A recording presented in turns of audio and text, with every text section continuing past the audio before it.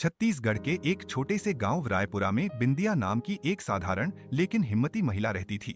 उसका जीवन आसान नहीं था। पति की मौत के बाद वह अपनी छोटी बेटी छोटी के साथ खेतों में मजदूरी करके गुजारा करती थी। घर में ना पक्की छत थी, ना पक्की रसोई, लेकिन बिंदिया की आत्मा बहुत मजबूत थी। गांव के लोग कहते, बिंदिया जैसी औरत रोज नहीं जन्मती, कभी किसी से शिकायत नहीं, हमेशा दूसरों की मदद को तैयार। एक दिन गांव में एक अजनबी बूढ़ा बाबा आया।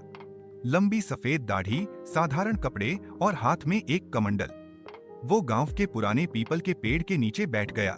ना किसी से कुछ मांगा, ना कोई बात की। गांव वाले उसे मौन बाबा कहने लगे। बिंदिया रोज सुबह खेत जाते वक्त बाबा को एक रोटी और पानी दे जाती। कभी कुछ पूछती नहीं, बस चुपचाप थाली रख आती और काम पर निकल जाती। बाबा भी बिना बोले मुस्कुराकर सिर हिला देते। समय बीतता गया। फिर एक साल ऐसा आया जब गांव में भीषण सूखा पड़ा। खेत बंजर हो गए। बिंदिया का काम छिन गया। कई दिनों तक वो अपनी बेटी को आधी पेट रोटी देकर खुद भूखी सोती रही। एक सुबह जब उसके घर में एक भी दाना नहीं बचा था, वह बाबा के पास खाली हाथ पहुंची। आंखों में आंसू लिए बोली, बाबा, आज आपके लिए कुछ नहीं ला सकी, माफ करना। बाबा ने पहली बार कुछ कहा।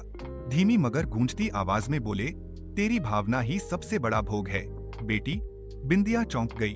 बाबा तो बोल सकते थे। फिर बाबा ने झोली से एक छोटी सी थैली निकाली और कहा, इसे अपने खेत में बिछा देना, मेहनत करना मत छोड़ना, फल अवश्य मिलेगा। बिंदिया ने वैसा ही किया। वो हर रोज सुबह खेत जाती, खुद ही बीज डालती, खुद ही पानी देती, भले ही बादल ना बरसें। चमत्कार हुआ। कुछ ही हफ्तों में उसके सूखे खेत में हरियाली लौट आई। फसल ऐसी लहलहाई कि गांव के बाकी लोग भी हैरान रह गए। बिंदिया ने उस अन्न को बांटा गरीबों को, बच्चों को, गांव के मंदिर में। लेकिन अगली सुबह बाबा वहां नहीं थे। पीपल के पेड़ की डाली पर एक कागज बौंधा मिला। उस पर लिखा था, सेवा ही सबसे बड़ा धर्म है। जिसने बिना मांगे दिया, ईश्वर उसी को सबसे पहले देता है।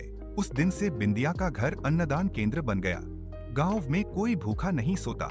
लोग आज भी कहते हैं, रायपुरा की बिंदिया अम्मा बाबा की सच्ची भक्त थी। सीख, बिना किसी स्वार्थ के सेवा करने वालों की झोली ईश्वर खुद भरता है।